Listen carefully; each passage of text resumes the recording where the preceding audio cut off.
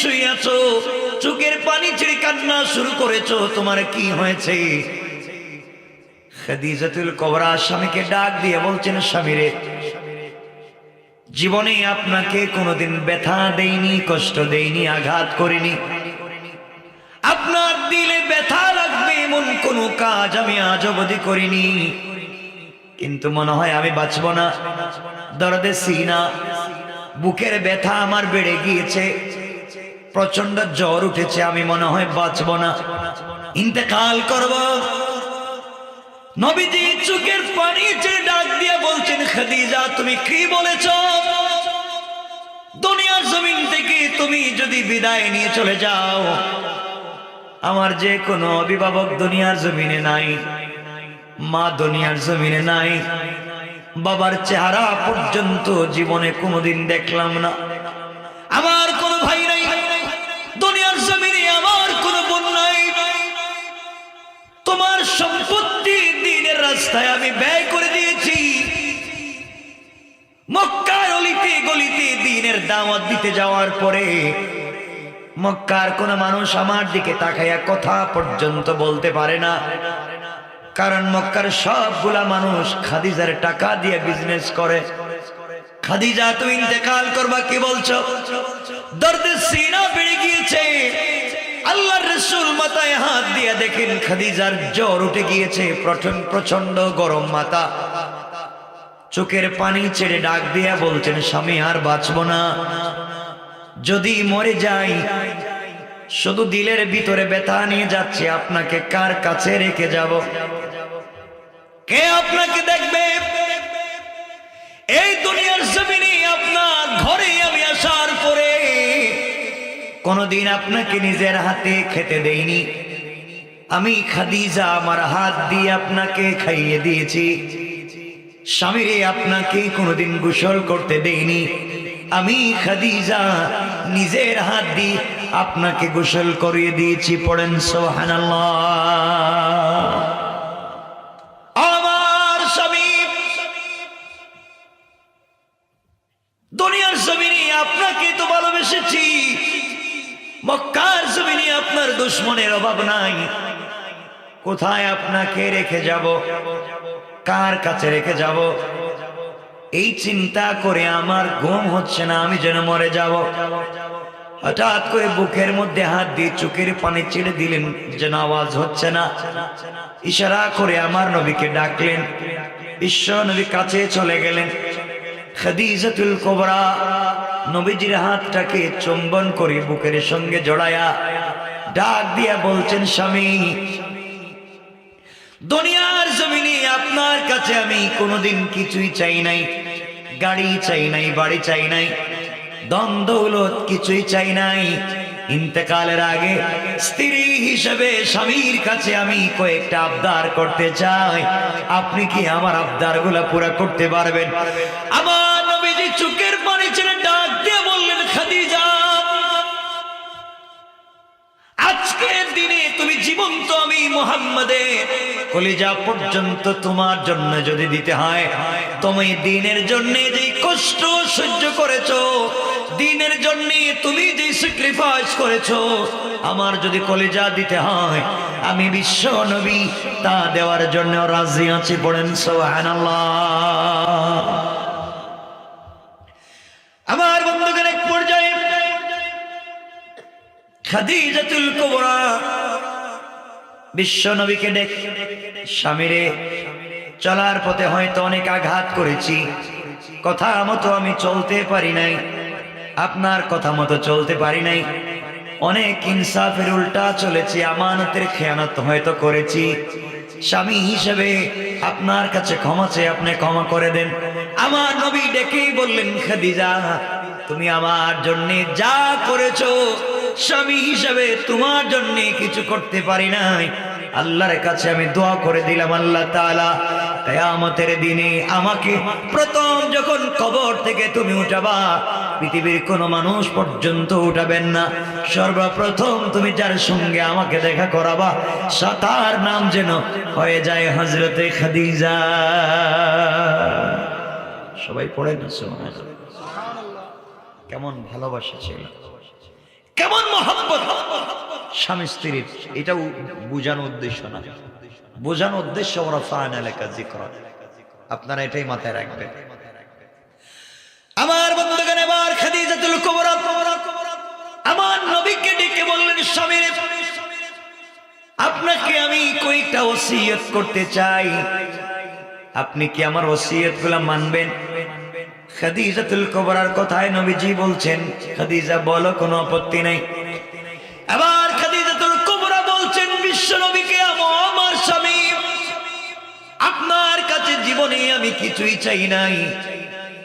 আমি যখন ইন্তেকাল করব, ইন্তেকাল করবার পরে অনেকে আসবে, অনেক মহিলা আসবে, আমার মেয়ে ফাতেমা আসবে আমাকে গোসল করাবার জন্য। জীবনে সারা জিন্দেগি ভর আপনাকে গোসল করিয়েছি, আমার কাপড় দিয়ে আপনার শরীর মুছে দিয়েছি। আমি যখন ইন্তেকাল করব, দুনিয়ার কোন মানুষকে দিয়ে আপনি আমার গোসলের ব্যবস্থা করবেন না। স্বামীরে, আমার জীবনের শেষ গোসল যদি আপনার হাত দিয়ে আমাকে করাইয়া দে, আমার বিশ্বাস কবরের ভিতরে ফেরেশতারা আঘাত করবে না। বিশ্বনবী বলছেন, খাদিজা রে, আবার হাত দিয়ে গোসল করিয়ে দিলি তোমার কি হবে আমাকে একটু বলো। খাদিজাতুল কুবরা বলছেন, স্বামী আমার, আপনার পবিত্র হাত মুবারক, যে হাত কোনো খাবারে দিলে বরকত হয়ে যায়, আসমানের দিকে উঠাইয়া দিলে চন্দ্র 2 টুকরা পর্যন্ত হয়ে যায়, 2টা পাহাড়ে চলে যায়। আপনি আঙ্গুল দিয়ে ইশারা করলে পাহাড় স্বর্ণ হয়ে যায়। আপনার এই হাত যদি ঘেমে যায়, যে ঘাম জমে, ওই ঘামটা মিশকে আম্বর হয়ে যায়। আবার স্বামী, আপনি যদি আপনার পবিত্র হাত মোবারক দিয়ে আপনি আমাকে গোসল করিয়ে দেন, আপনার হাত যদি আমার বডিতে লেগে যায়, আমার বিশ্বাস যেই বডিতে বিশ্ব নবীর হাত মোবারক লেগে যাবে, ওই বডিতে কোনোদিন কোনো ফেরেশতা আঘাত করতে পারে না। পড়েন সুবহানাল্লাহ।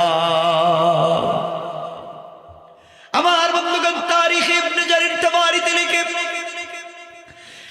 আল্লামা জুলফিকার নকশবন্দি খুতুবাত জুলফিকারে নিয়ে এসেছেন। আমার নবী বললেন, খাদিজা, তোমার কথা আমি মেনে নিলাম, তোমার ওসিয়ত মেনে নিলাম। আমার আগে যদি তুমি মরে যাও, তোমার শেষ গোসলটা আমি করাবো। খাদিজাতুল কুবরা মুচকি হাসলেন, নবীজির হাত মোবারক ধরে ডেকে বললেন, স্বামী রে, আমার দ্বিতীয় ওসিয়ত, দ্বিতীয় আবদার, আমার ইন্তেকালের পরে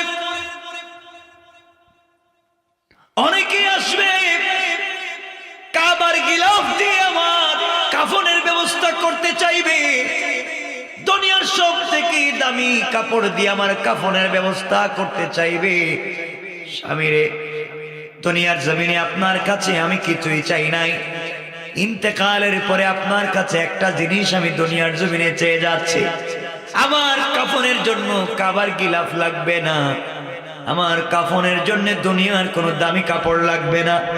আপনার কাছে আমি স্ত্রী হিসাবে স্বামীর কাছে আবদার করলাম, আপনার পরনের একটা জুব্বা, আপনার পরনের একটা পাঞ্জাবি, আপনার পরনের একটা কাপড় যদি আপনি আমার কাফন হিসাবে দিয়ে দেন, আপনার পরনের যে জুব্বা মুবারক আপনার বডিতে লেগেছে, বডির ঘ্রাণ গন্ধ পাঞ্জাবিতে লেগেছে, ওটা দিয়ে যদি আপনি আমার কাফনের ব্যবস্থা করে দেন, আমার বিশ্বাস ওই কাপড় দিয়ে প্যাকেজিং করলে কাপড়ের উপরে ফেরেশতারা আঘাত করবে না।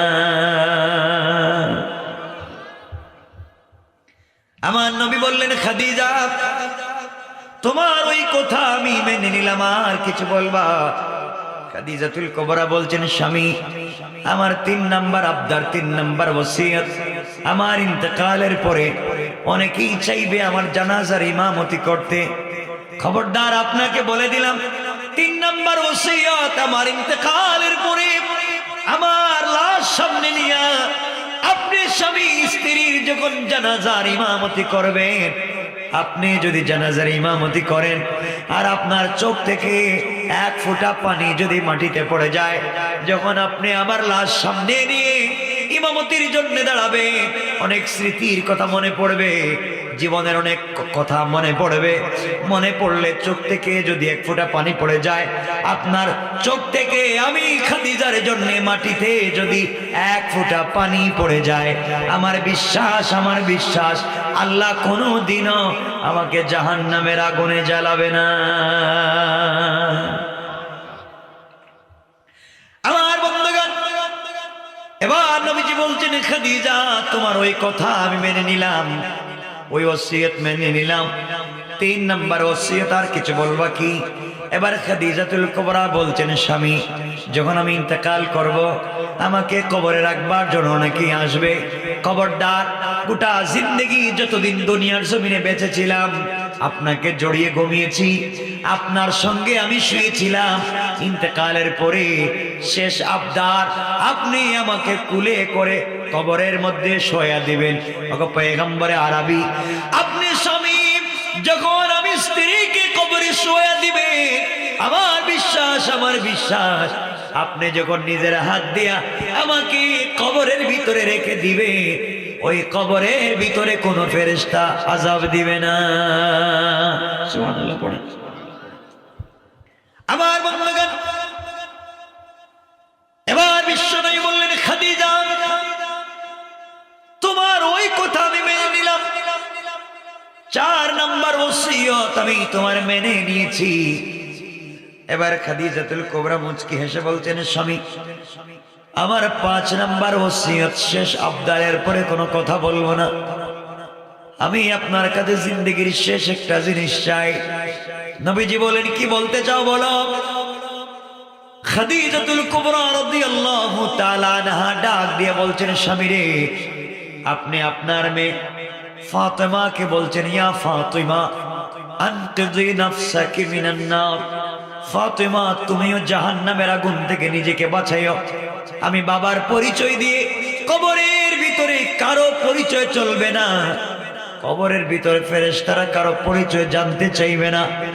স্বামী আমার এই অন্ধকার কবরে আমাকে যখন প্রশ্ন করা হবে, না জানি প্রশ্নের জবাব দিতে পারবো না, ফেরেশতারা কি প্রশ্ন করে জবাব দিতে পারবো না।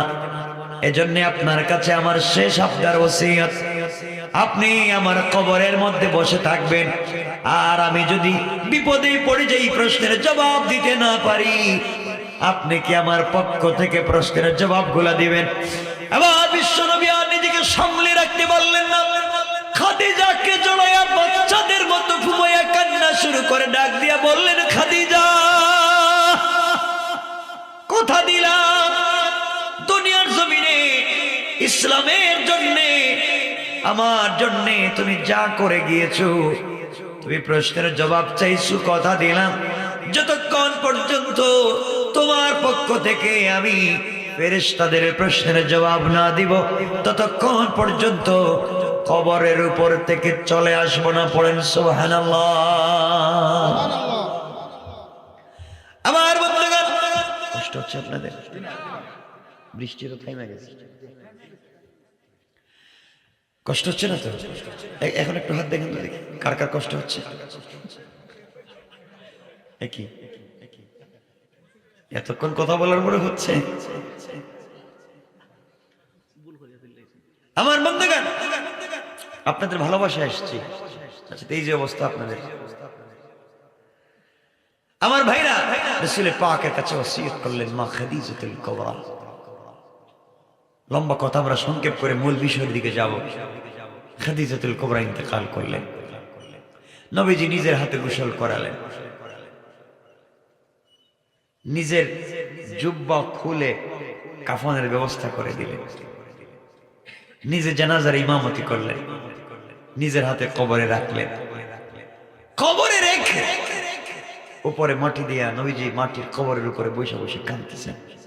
কেমন স্বামী চিন্তা করেন, স্ত্রীর জন্য কাঁদে, আর আপনার হইলে বলবে তো মরছে তো ভালো হয়েছে, বেঁচে লাভ কি? ঠিক না? কথা বলেন ঠিক? কয় ঠিক? মেয়েরা বউ মরে জায়গায় চাই দেখতেছে ঠিক হইল কেমনে? আমার বন্ধুগণ, খাদিজাতুল কুবরা কবরের উপরে আমার নবীজি বসে বসে কাঁদতেছেন। আমার মুসলমান বন্ধুগণ গভীর মনোযোগ। হযরত ওমর ডাক দিয়ে বলছেন, ইয়া রাসূলুল্লাহ, ইয়া হাবিবাল্লাহ, আগো পয়গম্বরে আরবি, আপনি যদি এভাবে কবরের উপরে বসে বসে কান্না করেন, আমরা তো আমাদের কি আর সামলিয়ে রাখতে পারবো না। আপনি কান্নাকে থামাইয়া দেন, আর কাঁদবেন না। আমার নবীজি জবাব দিলেন, ও ওমর ও সাহাবীরা, আমার খাদিজার সঙ্গে কথা ছিল, আমি তার প্রশ্নের জবাব না দিয়ে আসব না, এজন্যই আমি কবরের উপরে বসে আছি। তোমরা যাও। ইসলামের জন্য খাদিজার যে অবদান তোমরা জানো না, খাদিজা কি করেছে।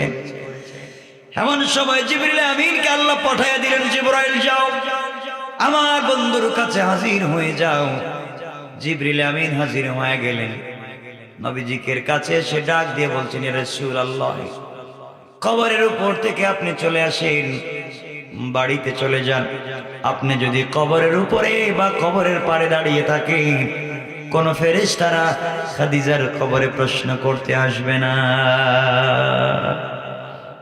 আমার নবীজি চোখের পানি ছেড়ে জিবরাইলকে বললেন, ভাই জিবরাইল রে, খাদিজাকে কথা দিয়েছি, তার প্রশ্নের জবাব না দিয়ে যাব না।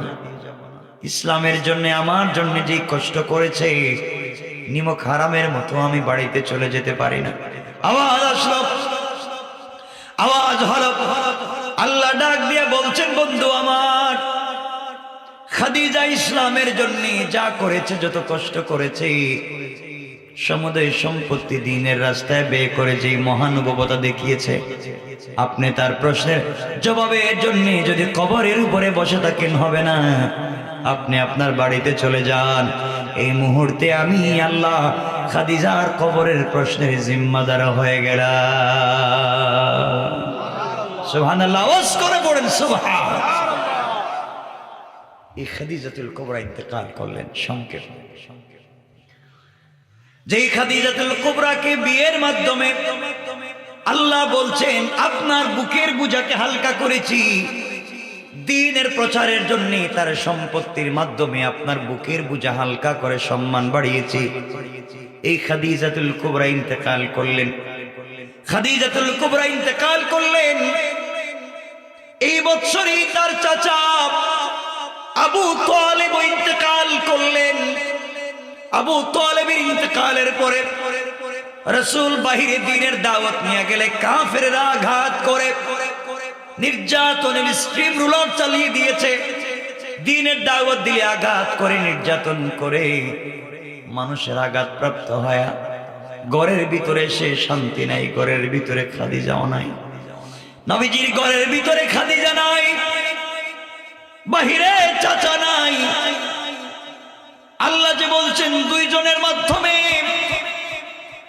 দ্বীনের দাওয়াতের পথকে প্রশস্ত করেছেন, সম্মান বাড়িয়ে দিয়েছেন। এই দুজনের কেউ যখন দুনিয়ার জমিনে নাই, এবার নবীজি চিন্তা করলেন, মক্কায় আমি আর থাকতে পারবো না, ঘরের ভিতরে আমি নিরাপদ না। কাফেররা যে কোনো সময় ঘরের ভিতরে আমাকে আঘাত করতে পারে, বাহিরেও নিরাপদ না, যে কোনো সময় মেরে ফেলতে পারে। চলে যাই, আমি নানার বাড়িতে চলে যাই, তায়েফে চলে যাই। তায়েফে আমার ছোটবেলার অনেক বন্ধু আছে, যাদের সঙ্গে খেলাধুলা করেছি।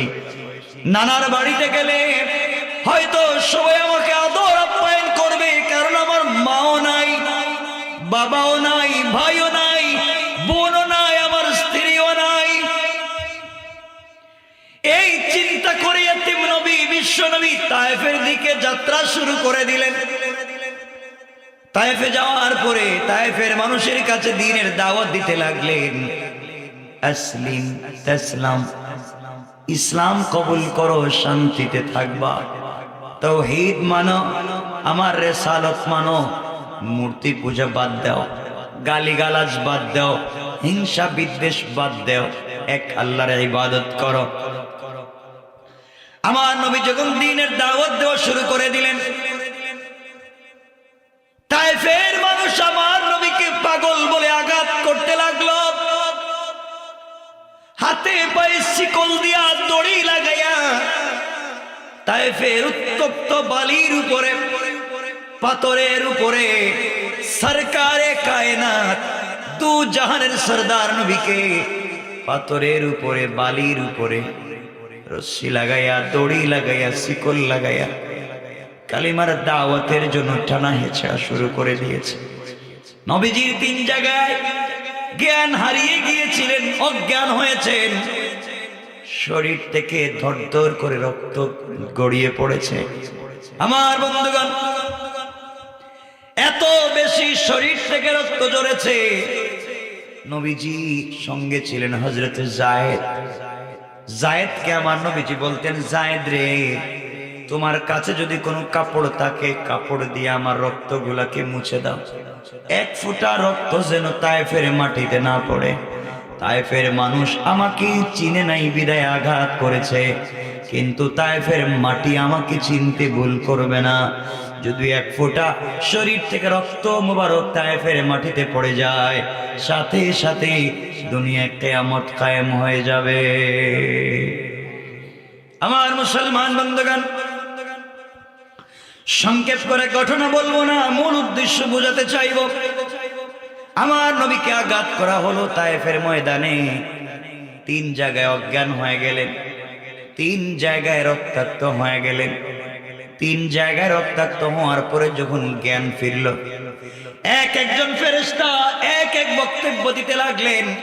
কেউ এসে বললেন, রাসূল আপনি বলেন সবাইকে ধ্বংস করে দেই। কেউ বলছেন 2 পাহাড়কে একত্রিত করে ধ্বংস করে দেই। কেউ বলছেন জমিনটাকে আসমানের দিকে উঠাইয়া নিচের দিকে ফেলে কওমে লূত আদ সামুদের মতো হত্যা করে ফেলি। আমার নবীজি ডেকে বললেন, ফেরেশতারা, যার জন্য তুমি মাইর খাইলাম, যার জন্য এত রক্ত জড়ালাম, সে আল্লাহর নাম কে নিবে? তোমরা যদি তাদেরকে মেরে ফেলো, যারা আমাকে আঘাত করেছে ওরা আমাকে বুঝে নাই, আমি রাসূল এই মুহূর্তে তাদেরকে ক্ষমা করে দিলাম। কেমন নবীজি ছিলেন, কেমন ছিল তার আদর্শ! আমার বন্ধুগণ, এবার নবীজি বিশ্ব নবী চিন্তা করলেন কোন জায়গায় থাকবার জায়গা নাই, যেখানেই যাবেন নির্যাতনের শিকার হবেন, আঘাতপ্রাপ্ত হবে। হঠাৎ মনে পড়েছে আল্লাহ তাকে বলছিলেন, ওয়ারাফা'না লাকা যিকরাক, বন্ধু আপনাকে সম্মান দিয়েছি। সম্মানটা কোথায়? বাড়িতে গেলেও পিটায়, রাস্তায় বের হলেও পিটায়, নানার বাড়ি গেলেও পিটায়, ঘরে থাকতে দেয় না। সম্মানের তো কিছুই আমি পাই না। কেমন সম্মান আল্লাহ দিলেন! ঘরেও মায়ের, বাহিরেও মায়ের, নানার বাড়িতেও মায়ের। এই কথা আমার নবীজির মনের ভিতরে জেগে গেল।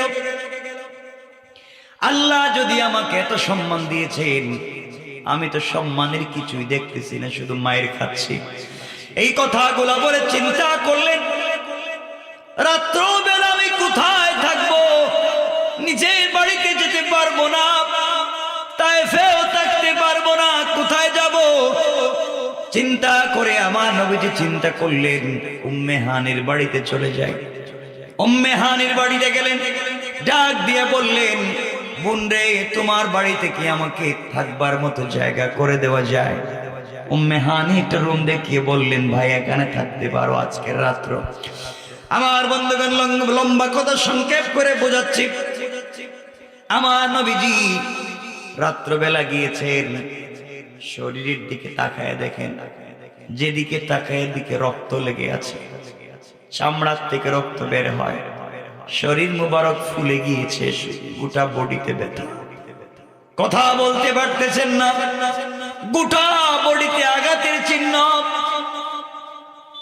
আমাদের মা আয়েশা সিদ্দিকা রাদিয়াল্লাহু তাআলা আনহা যখন আমার নবীজিকে গোসল করাতেন, একদিন গোসল করাতে যখন শরীরের মধ্যে পানি ডাললেন, পিঠের মধ্যে পানি ডাললেন, চিৎকার করে ডাক দিয়া বলছেন, স্বামী আমার, আপনার কি কোনোদিন বসন্ত রোগ হয়েছে?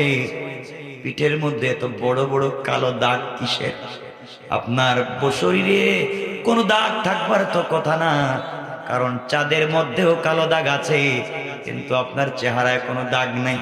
পিঠের মধ্যে এত দাগ আসলো থেকে? আমার নবীজি বললেন, আয়েশা, আমার জীবনে কোনোদিন বসন্ত রোগ হয় নাই রে। দ্বীনের দাওয়াত আর কালিমার দাওয়াত নিয়ে তায়েফে গিয়েছিলাম।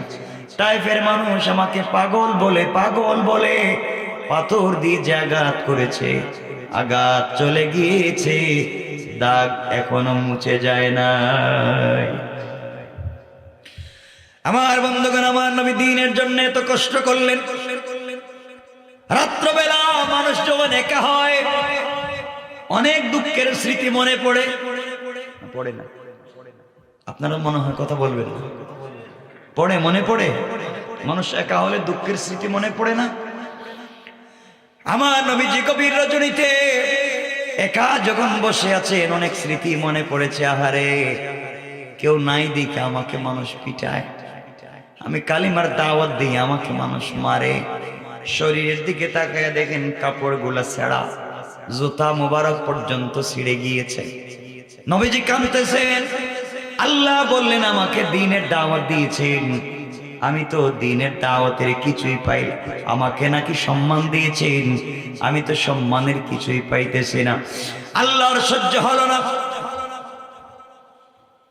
আল্লাহ সাথে সাথে জিবরিল আমিনকে পাঠাইয়া দিলেন, ও জিবরাইল, এই মুহূর্তে আমার বন্ধুর কাছে যাও, যার কারণে আমি আরশ কুরসি লৌহ কলম সব তৈরি করেছি।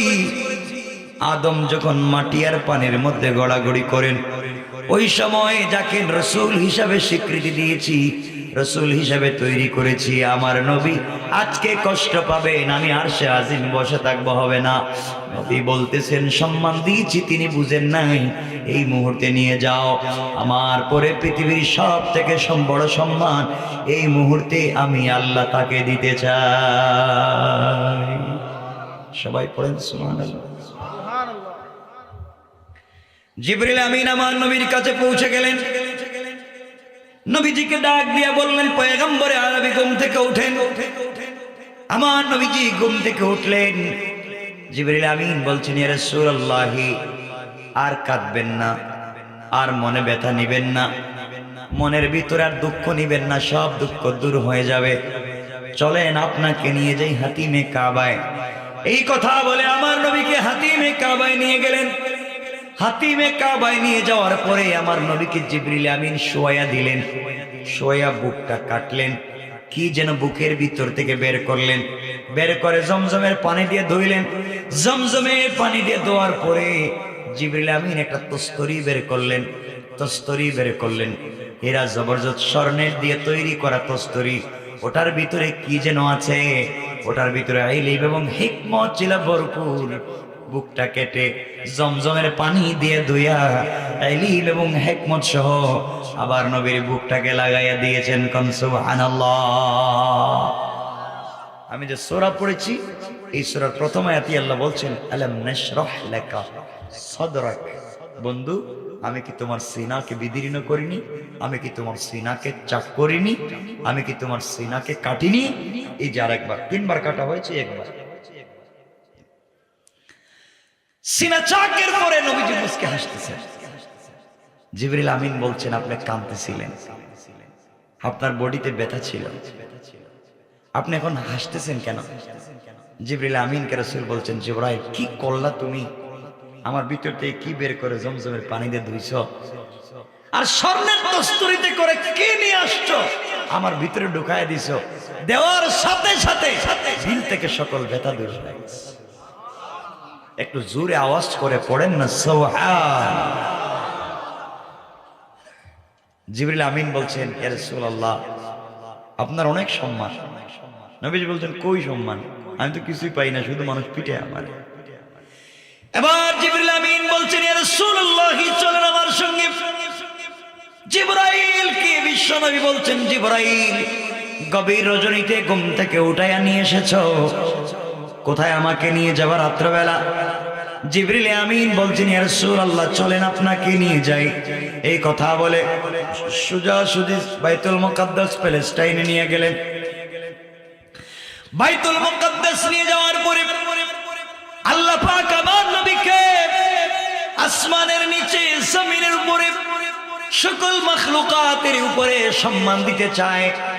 আদম থেকে ঈসা নবী পর্যন্ত সকল নবীদেরকে একত্রিত করে এক জায়গায় জমা করে রেখে দিয়েছেন। নবীজি ওই জায়গায় হাজির হয়ে গেলেন। কেউ বলছেন আদমুস সফিউল্লাহ, সকল নবীর একত্রিত হয়েছি, আপনি 2 রাকাত নামাজ পড়ান। কেউ বলছেন ইব্রাহিম খলিলুল্লাহ, আপনি 2 রাকাত নামাজের ইমামতি করেন। কেউ বলছেন ঈসা রূহুল্লাহ, আপনি 2 রাকাত নামাজ পড়ান। কেউ বলছেন মুসা কালিমুল্লাহ, আপনি 2 রাকাত সালাতের ইমামতি করেন। কে কাকে সামনে দিবেন এই নিয়ে যখন বিতর্ক, আল্লাহ জিবরিল আমিনকে জানাইয়া দিলেন, জিবরাইল রে, আমার নবী শুধু শেষ নবী না, তিনি ইমামুল আইম্মা, ইমামুল মুরসালিন, ইমামুল আম্বিয়া, ইমামুর রাসূল। আমি আল্লাহ আদম থেকে নিয়ে ঈসা নবী পর্যন্ত সকল নবীকে এই মুহূর্তে মুক্তাদিয়ার মুসল্লি বানাতে চাই। আর আজকের ইমামতি করবেন আখেরি জামানার নবী, সরকারে কায়নাত নবী, দু জাহানের সরদার নবী, বিশ্ব নবী মুহাম্মদুর রাসূলুল্লাহ সাল্লাল্লাহু আলাইহি ওয়াসাল্লাম। এই মুহূর্তে সকল নবীদের সামনে দাঁড়িয়ে ইমামতি করার মাধ্যমে আমি আল্লাহ সকল নবীর উপরে তাকে সম্মান দিতে চাই।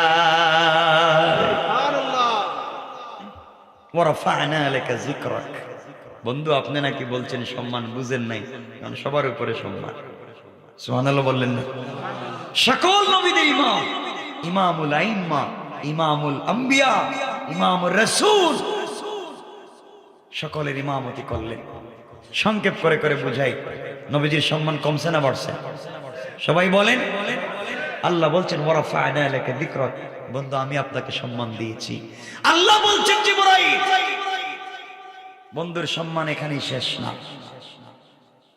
যাকে উপলক্ষ করে গোটা দুনিয়া সাজাইছি, যার নামের ডিজাইনার স্ট্রাকচার দিয়ে গোটা দুনিয়ার ডিজাইন করেছি, যার জন্য আরশে আজিমকে আমি আল্লাহ সুন্দর করে তৈরি করে রেখেছি, আজকের বিশ্ব নবীকে সম্মান দিতে চাই, তুমি তাকে নিয়ে আসো আমার কাছে। সুবহানাল্লাহ, সুবহানাল্লাহ আওয়াজ করে বলেন না সুবহানাল্লাহ। বিশ্ব নবী জিবরিল আমিনের সঙ্গে জিবরাইল বলছেন, ইয়া রাসূলুল্লাহ চলেন না, আপনি নাকি সম্মান পান নাই, এখন স্বয়ং আল্লাহ আপনাকে সম্মান দিতে চায়, আপনাকে নিয়ে চলবো ঊর্ধ্ব গগনে, আসমানের দিকে চলেন না আমার সাথে। নবীজি আবার মুচকে মুচকে হাসতেছেন আর বলছেন, জিবরাইল এত সম্মান তো পাইলাম, সবার ইমামতি করলাম, আর কি দরকার, চলেন না, আপনি কিছু বুঝেন আর নাই বুঝেন। আল্লাহ বলছেন আপনাকে নিয়ে যাওয়ার জন্য। কোথায় আমারে নিয়ে যাইবা? আপনাকে 7 আসমান পার করাইয়া, সিদরাতুল মুনতাহা পার করাইয়া, জান্নাত পার করাইয়া আপনাকে আমি নিয়ে যাবো আরশে মুআল্লায়। না সুবহানাল্লাহ বছর বাদ দিয়ে দেন, আওয়াজ করে পড়েন না সুবহানাল্লাহ। আল্লাহ তুমি এত দূরে আমারে নিয়ে যাইবা, আমার আয়েশা ইমামতি করতে দিব, আমারে যদি ফজরের নামাজে না পায় তাহলে তো পাগল হয়ে যাবে। রাসূলুল্লাহ টেনশন করবেন না, আপনাকে যে বিছানা থেকে নিয়ে যাচ্ছি, আয়েশা দেখবে বিছানা ঠিকই আগের মতো গরমই আছে। আল্লাহু আকবার, সব ঠিক আছে। ওয়ারাফা'না লাকা যিকরাক, আপনার মুআজিজা, আপনার সম্মান দেখাতে চাই। আমার মুসলমান বন্ধুগণ গভীর মনোযোগ। এবার জিবরিল আমিন বিশ্ব নবীকে নিয়ে চললেন আসমানের দিকে। প্রথম আসমানে নিয়ে পৌঁছে গেলেন। জিবরিল আমিন আসমানের প্রহরীদেরকে বললেন, কে আছো? আসমানের গেট খুলে দাও, ভিতরে ঢুকতে চাই। আসমানের প্রহরীরা ডাক দিয়ে বলছেন, জিবরাইল বেয়াদবি নিবেন না, বেয়াদবি মাফ করে দিবেন, আসমানের গেট খুলে দেওয়া যাবে না। কেন খুলবা না? যেই নবীর জন্য আল্লাহ সব বানিয়েছেন, যেই বিশ্ব নবীর জন্য আল্লাহ প্রথম আসমান থেকে জান্নাতুল ফিরদাউস পর্যন্ত ডিজাইন করেছেন, আল্লাহ তাআলা প্রথম আসমানের গেট থেকে আরশে মুআল্লা পর্যন্ত সকল জায়গার মধ্যে আল্লাহ রাব্বুল ইজ্জত ওয়াল জালাল ডিজাইন করে দিয়েছেন, লাল গালিচা বসিয়েছেন, জান্নাতুল ফিরদাউস থেকে কাঁচা ফুল এনে ছিটাইয়া দিয়েছেন, জান্নাতুন নাঈম থেকে নিয়ামত এনেছেন, দারুস সালাম থেকে ঝড় লাইট গুলো লাগাইয়া দিয়েছেন। এই রাস্তা দিয়ে বিশ্ব নবী যাবেন, কারো জন্য গেট খুলে দেওয়া যাবে না। জিবরাইল বললেন, প্রহরীরা শুনো রে, যার জন্যই দুনিয়ার সৃষ্টি থেকে আজ পর্যন্ত ডিজাইন করে রাখা হয়েছে, সেই বিশ্ব নবী আমার সাথে আছে, দরজা খুলে দাও। আমার বন্ধুগণ সবাই আহলান সাহলান মারহাবান দেওয়ার জন্য গেট খুলে দিয়েছে। নবীজি প্রথম আসমানে পা দিলেন। আমি ঘটনা বলবো না, কার সাথে দেখা হলো কি হলো এগুলো সব বাদ, শুধু সম্মান দেখা। আসমানে পা দিলেন, এদিক সেদিক তাকাচ্ছেন, তাকায়া দেখেন আসমানের প্রথম গেটের ডিজাইন করা, যেখানে আল্লাহর নাম, এক পাশে রাসূলের নাম। আল্লাহু আকবার। ওয়া রাফা'না লাকা যিকরাক। নবীজি হাঁটতেছেন, দেখতেছেন পাতির ডিজাইনটা মুহাম্মদ আহমদ নাম দিয়ে ডিজাইন করা, লাল গালিচা, সব সংবর্ধনা রাসূলের নাম দিয়া। জিবরিল আমিন তো সামনে, নবীজি পিছনে। হঠাৎ জিবরিল আমিন পিছন দিকে তাকায় দেখেন নবীজি মুচকে হাসতেছেন। জিবরাইল বলছেন, ইয়া রাসূলুল্লাহ আপনি হাসতেছেন কেন? জিবরাইল, আমি জানতাম না আল্লাহ যে আমার এত ভালোবাসে। আমি প্রথম আসমান আয়েশা দেখি, যত কিছু দেখা যায় সব জায়গায় যেখানে আল্লাহর নাম ওখানে আমার নাম। আল্লাহু আকবার। আমার বন্ধুগণ চলতে চলতে ভাবে চলতে লাগলেন, এক এক আসমান করে সপ্তম আসমান পার হয়ে পৌঁছে গেলেন, জান্নাতে গেলেন। জান্নাতুল ফিরদাউসে যাওয়ার পরে জান্নাতুল ফিরদাউসের গেটে যখন দাঁড়ালেন, ঘটনা বলছি না, সব আসমানে দেখা হয়েছে, এক একজন পয়গম্বরের সঙ্গে কথা হয়েছে, এগুলা বাদ। আমার নবী চলে গেলেন জান্নাতুল ফিরদাউসে। ওখানে যাওয়ার পরে বিশ্ব নবী সাল্লাল্লাহু আলাইহি ওয়াসাল্লাম জান্নাতের গেটে তাকায়া দেখেন, জান্নাতের গেটে যত ডিজাইন করা আছে সকল ডিজাইন হচ্ছে আমার নবীর নাম দিয়া। নবীজি গেটের দিকে তাকাচ্ছেন। হযরত জিবরিল আমিন তো ভিতরে পৌঁছে গেছেন। নবীজিকে জিবরাইল আমিন বলছেন, রাসূলুল্লাহ আপনি গেটে কেন ভিতরে আসেন না? নবীজি ভিতরে গেছেন। জিবরাইল বলছেন, এটা আপনার আবু বকরের বাড়ি, এটা ওমরের বাড়ি, এটা ওসমানের বাড়ি, এটা আলীর বাড়ি। নবীজি ওগুলা দেখাচ্ছেন, নবীজিকে দেখাচ্ছেন জিবরিল আমিন একটা একটা করে। নবীজি তাকাচ্ছেন, এক বাড়ি থেকে আরেক বাড়ি সুন্দর, কিন্তু যত বাড়ি দেখা যায়, যত গেটই দেখা যায়, সকল গেটের ডিজাইন করা আমার নবীর নাম দিয়া। ওয়া রাফা'না লাকা যিকরাক। সম্মান দিয়েছেন কে? আওয়াজ করে বলেন কে? আল্লাহ যদি কাউকে সম্মান দিতে চায়, এই সম্মান কি কেউ নষ্ট করতে পারে? বলেন না পারে?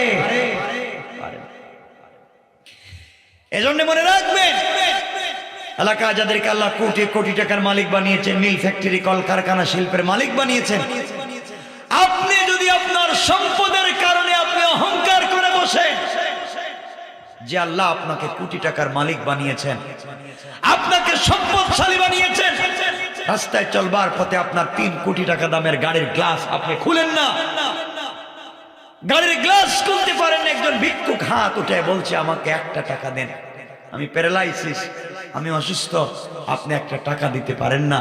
মনে রাখবেন, এই লোকটাকে, ভিক্ষুককে যে আল্লাহ ভিক্ষার ভাঙ্গা থালা দিয়ে রাস্তায় বসিয়েছেন, এই আল্লাহ আপনাকে 1 কোটি 2 কোটি টাকা দামের প্রাইভেটে বসিয়েছেন। আপনিও যদি অহংকার করেন, আমার আল্লাহ চাইলে এই ভিক্ষুকের হাত থেকে ভিক্ষার ভাঙ্গা থালা ফেলে দিয়া তাকে প্রাইভেটে বসাইয়া আপনার হাতে ভিক্ষার ভাঙ্গা থালা ধরাইয়া রাস্তায় নামাইয়া দিতে 1 মিনিটও দেরি হবে না। পারবেন না আল্লাহ? আমার বন্ধুগণ, নবীজি গেলেন,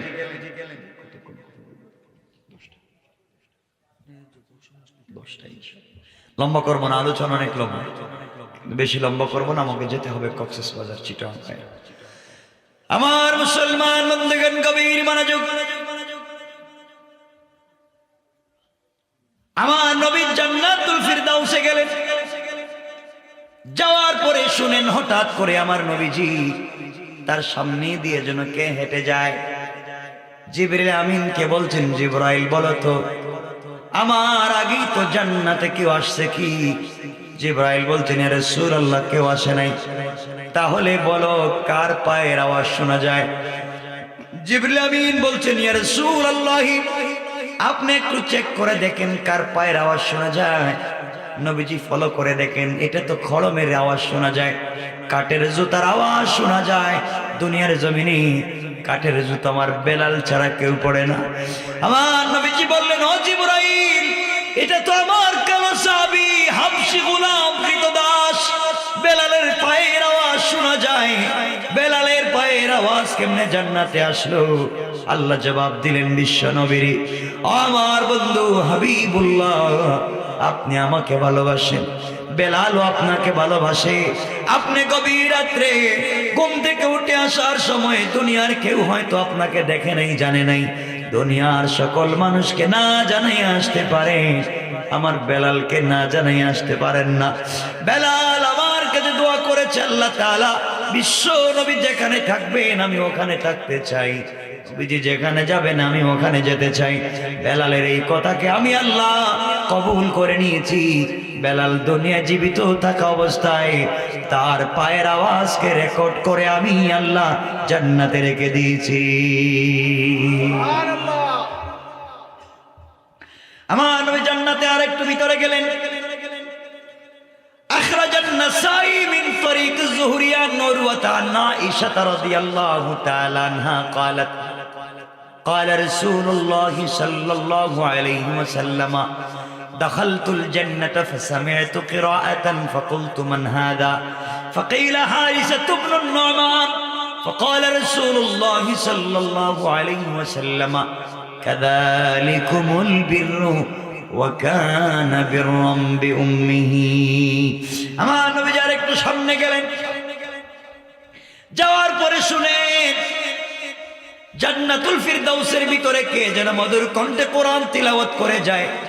নবীজি জিবরাইলকে বলছেন, জিবরাইল, জান্নাতের ভিতরে এত সুন্দর করে কোরআন শরীফ পড়ে কে আমার আগে কেউ আসছে নাকি? জিবরাইল ডাক দিয়া বলছেন, ইয়া রাসূলুল্লাহ, না, আপনার আগে কেউ জান্নাতে আসে নাই। জিবরাইল বলো তাহলে জান্নাতের ভিতরে কোরআন তেলাওয়াত করে কে? জিবরাইল জবাব দিলেন, ইয়া রাসূলুল্লাহ, আপনি একটু লক্ষ্য করে দেখেন। জিবরিল আমিনের কথায় বিশ্ব নবী কান লাগাইয়া শুনেন। এ আর কেউ না, তার গরিব সাহাবী, ছোট্ট সাহাবী হারিসা ইবনে নুমানের কোরআনের তেলাওয়াত শোনা যায়। জিজ্ঞাসা করলেন, জিবরাইল বলো, হারিসা ইবনে নুমান ক্ষেত খামারে কাজ করে, গরিব মানুষ, তার আওয়াজ কেমনে জান্নাত পর্যন্ত পৌঁছে গেল? জবাব আসলো, জিবরাইল জবাব দিলেন, ইয়া রাসূলুল্লাহ, আপনি জানবেন কেমনে? হারিসা ইবনে নুমান গতকালকে মায়ের খিদমত করেছে, মা তার খিদমতের উপরে সন্তুষ্ট হয়ে আল্লাহর দরবারে দুইটা হাত উঠাইয়া দোয়া করেছে। আল্লাহ তার মায়ের দোয়াকে কবুল করে দুনিয়ায় এসে জীবিত থাকা অবস্থায় তার কোরআনের তেলাওয়াতকে আল্লাহ জান্নাতে পৌঁছে দিয়েছে। আমার বন্দেগান গভীর মনোযোগ। এভাবে আমার নবীজি চলতে লাগলেন। সংক্ষেপ করে করে বলি, জান্নাতে গেলেন, সবগুলা জান্নাত দেখলেন। ইসরাফিলের অফিসে গেলেন, ইসরাফিলকে সালাম দিয়েছিলেন। ইসরাফিল প্রথমে জবাব দেন নাই। এরপরে আজরাইলের অফিসে গিয়েছেন, কথা বলেছেন। ওখানে আজরাইলের বিশাল বড় অফিস, সবার নাম বাবার নাম লেখা আছে। আমার বন্ধুগণ সব থেকে বের হলেন, জাহান্নামে দেখলেন। লম্বা ঘটনা, সব জায়গা থেকে বের হয়ে সিদরাতুল মুনতাহায় গেলেন। সিদরাতুল মানে বড়ই গাছ, কুল গাছ। মুনতাহা মানে শেষ প্রান্তরের ইন্তেহা, সৃষ্টির শেষ প্রান্তরে একটা বড়ই গাছ আছে। নবীজি বলেন, এক একটা বড়ই 10 থেকে 70 মণ ওজন। আসতে বললেন সুবহানাল্লাহ। এক একটা পাতা হাতির কানের চাইতে বড়। আল্লাহু আকবার। জিবরিল আমিন রাসূলের পাককে ওখানে নিয়ে গেছেন সিদরাতুল মুনতাহায়, সৃষ্টির শেষ প্রান্তরের বড়ই গাছের নিচে। নবীজি ওখানে গেছে, জিবরাইল দেখাচ্ছেন, দেখেন এই যে গাছ, এই যে সব। নবীজি গাছের পাতায় হাত দিয়া এতটুকুন হাসলেন, নবীজির মুখের সামনের দাঁত মুবারক বের হয়ে গেল, হাসির আওয়াজ হলো। জিবরাইল বলছেন, ইয়া রাসূলুল্লাহ, আপনাকে কান্নারত অবস্থায় ঘুম থেকে উঠে নিয়ে আসছি, আপনি তো হাসতেছেন। বলতেন, জিবরাইল জানিস না, আল্লাহ যে আমাকে এত ভালোবাসতেন আমি জানতাম না। গাছে আইসা দেখি গাছের পাতায় হাত দিয়া, গাছের কাঁচা পাতায়ও এক সাইডে আল্লাহর নাম, অপর সাইডে আমার নাম। সুবহানাল্লাহ, আল্লাহু আকবার, আল্লাহু আকবার। ওয়া রাফা'না লাকা যিকরাক। সম্মান দিয়েছেন কে? আওয়াজ করে বলেন কে?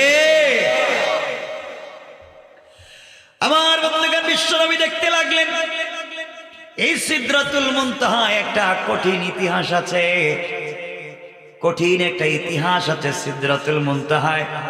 এটা বললে আলোচনা অন্যদিকে চলে যাবে। আশ্চর্য একটা ঘটনা আছে, যে ঘটনা 4 ধরনের হয়ে থাকে। আমরা সেদিকে যাব না। সিদরাতুল মুনতাহায় বিশ্বনবী, আবার জিবরিল আমিন বলছেন, ইয়া রাসূলুল্লাহ, ইয়া হাবিবাল্লাহ, পয়গম্বরে আরবি, বেয়াদবি মাফ করবেন, আপনার সঙ্গে কিছু কথা বলতে চাই। নবীজি বলছেন, জিবরাইল কি বলতে চাও? জিবরাইল বলছেন, ইয়া রাসূলুল্লাহ, আপনার মন তো এখন আগের চাইতে ভালো, ফুরফুরে মিজাজের, হাসি খুশি সব ভুলে গিয়েছে। কোথায় ছিলেন? জমিনে। আসছেন সিদরাতুল মুনতাহায়। আমার নবী বলছেন, জিবরাইল, আমার আল্লাহ আমাকে তো ভালোবাসে, এত সম্মান দিয়েছে, আমি জানতাম না এত ভালোবাসেন। আবার জিবরাইল বলছেন, ইয়া রাসূলুল্লাহ, এই যে আমার পাসপোর্টে ভিসা আছে, পাসপোর্টের মেয়াদ আছে, ভিসার মেয়াদও আছে, কিন্তু আপনি যেই রাস্তা দিয়ে যাবেন এই রোড পারমিট আমার কাছে নাই, আমি রাস্তা দিয়ে যেতে পারবো না, আপনাকে ওখানে দাঁড় করে রেখে দিলাম। আমি এখান থেকে আপনার কাছ থেকে বিদায় নিতে চাই, সামনে আর যেতে পারবো না। সামনে আমি গেলে আমার 600 নূরে ডানা জ্বলে পুড়ে সারখার হয়ে যাবে, কিন্তু আপনি গেলে সম্মান বেড়ে যাবে। আমার বন্ধুগণ, বিশ্বনবী বলছেন, জিবরাইল রে কি বলছো? তুমি আমাকে ঘুম থেকে উঠাইয়া নিয়ে এসেছো, তুমি জানো আর কেউ নাই, দুনিয়ার জমিনে আমার মা নাই, দুনিয়ার জমিনে আমার বাবা নাই, দুনিয়ার জমিনে আমার ভাই নাই, বন্ধু নাই, দুনিয়ার জমিনে আমার স্ত্রী খাদিজা নাই, দুনিয়ার জমিনে আমার চাচাও নাই। তুমি আমাকে সিদরাতুল মুনতাহায় এনে গাছের নিচে বসায় রেখে চলে যাও, একা একা আমি কোথায় যাব? রাস্তাঘাট তো চিনি না। এবার জিবরাইল বলছেন, পয়গম্বরে আরবি, এখান থেকে আরশে মুআল্লা পর্যন্ত স্পেশাল একটা লাল গালিচার রাস্তা আমার আল্লাহ নিজের কুদরতের হাত দিয়ে তৈরি করেছে। পৃথিবীর কেউ এই রাস্তা দিয়ে যেতে পারবে না, একবার এই রাস্তা ব্যবহার হবে, শুধু আপনি হাঁটবেন এই রাস্তা দিয়া, আর কেউ যাবে না, কেউ যাবে না, কেউ যায়ও নাই, কেউ যাবেও না। এই রাস্তায় আমি উঠতে পারবো না। ওখান থেকে স্বয়ং আল্লাহ রাব্বুল ইজ্জতুল জালাল আপনাকে সংবর্ধনা দিয়া, সম্মাননা দিয়া, ইস্তিকবাল দিয়া আরশে আজিমে নিয়ে যেতে যায়। আগামী বিশ্বনবী, বন্ধুর ব্যাপার, প্রেমিক আর প্রেমিকের ব্যাপার, ওখানে আমাকে আল্লাহ রাখতে চায় না, তৃতীয় কাউকে রাখতে চায় না, সে আর আপনি ছাড়া কাউকে সেখানে এলাও করে না। এই জন্য আমি আপনাকে ওখানে রেখে গেলাম, আমার নির্দেশ, বন্ধুকে ওখানে রেখে যাও। ওখান থেকে এখন সম্মান জানায়া আর শাজিমে নিয়ে যাবেন স্বয়ং আল্লাহ। আল্লাহু আকবার। কষ্ট হচ্ছে আপনাদের? ওয়ারাফা'না লাকা যিকরাক, ওই একটা আয়াতই বলবো যতক্ষণ কথা বলছি, ওয়ারাফা'না লাকা যিকরাক। আমাদেরকে তাফসীর শিখতে হবে। আমার বন্ধুগণ, সম্মানটা দিলেন কে? নবীজি গাছের গোড়া একা একা একা। জিবরাইল আসেন? বলে না। একা হলে কি হয়? দুঃখের কথা মনে হয়। মানুষ যখন দেখবেন,